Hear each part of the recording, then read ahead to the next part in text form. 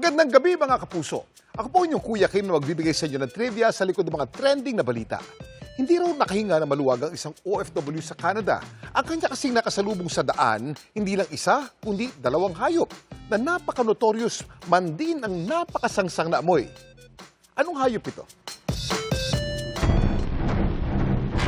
Minamalas na naman talaga. Dami-daming mga kasalubong, ito pa. Kahit pagod mula sa kanyang shift, ang kababayan natin sa Toronto, Canada na si Kian, hindi raw agad nakauwi. Paano kaya uuwi nito? Sa labas kasi ng kanyang tinutuloyan, meron siyang nakasalubong. Hindi lang isa, kundi dalawang skunk. Galing ako sa store namin, Pinoy Mini Stop. Nag-closing ako. Tapos pag uwi ko ng bahay, pagbaba ko ng sasakyan, yun may nakita nga akong skunk dun sa harapan ng bahay namin. Una, isa lang siya eh. Tapos mamaya, naging dalawa na sila. Doon kayo. Nung una, sinubukan pa raw niyang bugawi ng mga ito. Pero, Ay, di nga pala pwedeng siya to. Baka umutot. Dito kasi sa Canada, parang common knowledge siya na pag may nakita kang skunk, stay away, wag bugawin, wag gulatin. Antayin mo lang silang umalis. Kasi pag umutot sila, yun nga, deadly yung utot nila. nakaramdam naman daw siya ng konting kaba. Nang ang isa sa mga ito, tinangka siyang lapitan. Lululululu. Lululul, malapit pa. Aso yarn. Ano to, fetch? Pakit pa eh. At ang common knowledge daw sa Canada na huwag gagambalain ng mga skunk. No choice ako kundi mag-antay lang dun. Kaya sa bahay namin, pag madaling araw, may nakita kami skunk sa labas, minimake sure namin na sarado lahat. Hindi na nakapagtataka kung bakit madaling araw ni Kian nakasalubong ang mga skunk. Ang mga skunk kasi, nocturnal at crepuscular. Ibig sabihin, hindi na sila aktibo sa gabi, pati natakip silim at madaling araw. During the day, natutulog lang sila sa kanilang mga den. Ang mga skunks ay gising sa gabi para maiwasan nila yung mga malaking predators such as eagles and wolves.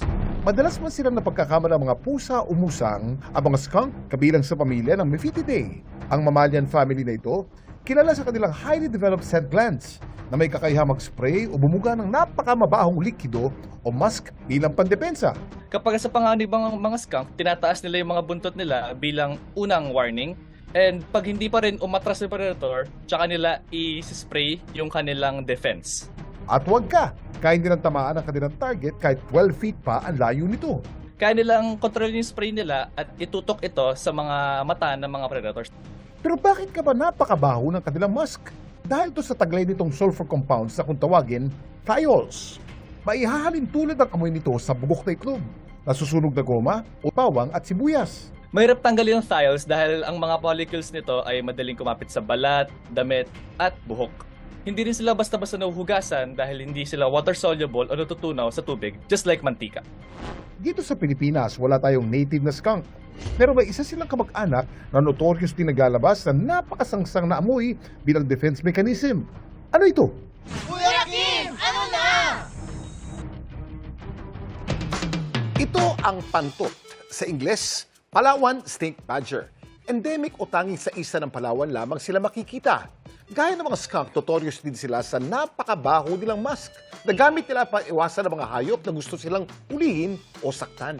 Ginagamit nila ito para markahan ang kanilang mga teritoryo. Meron din silang mahabang kuko na ginagamit nila sa paghukay para makahanap ng makakaing freshwater crabs at maliliit na insekto. Samantala, para malaman ng trivia sa likod ng viral na balita, i-post o i-comment lang, #Kuya Kim, ano na? Laging tandaan, kimportante ang may alam. Ako po si Kuya Kim at sagot ko kayo 24 oras.